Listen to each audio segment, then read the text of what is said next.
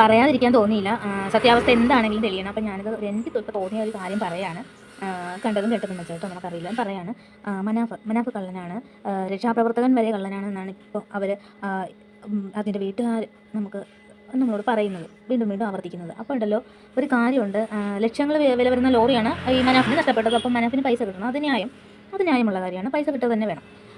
അല്ലാതെ ഇതാണ് അതിൻ്റെ ഒരു ഇതെന്ന് പറഞ്ഞാൽ, ഈ എല്ലാം ക്രിയേറ്റ് ചെയ്തതാണെന്ന് പറയുന്നു.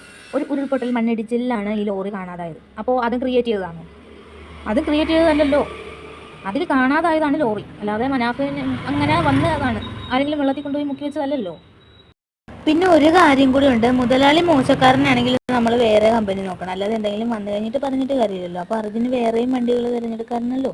ഇത് മനാഫിൻ്റെ വണ്ടി തന്നെ ജോലിക്കായിട്ട് തിരഞ്ഞെടുക്കണമെന്നില്ലല്ലോ. അപ്പോൾ അതിലിട്ട് എന്തോ വിശ്വസിക്കാൻ ഇത്തിരി ബുദ്ധിമുട്ടുണ്ട്. എന്താണെങ്കിലും ദൈവം തെളിയിക്കട്ടെ.